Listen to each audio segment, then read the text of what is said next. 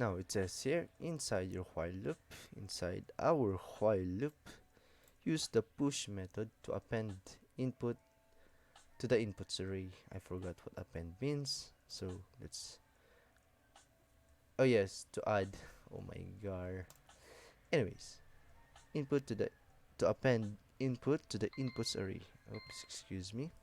This will help you get the better idea of how the conversion works later when you log the contents of your arrays to the console. So we append input.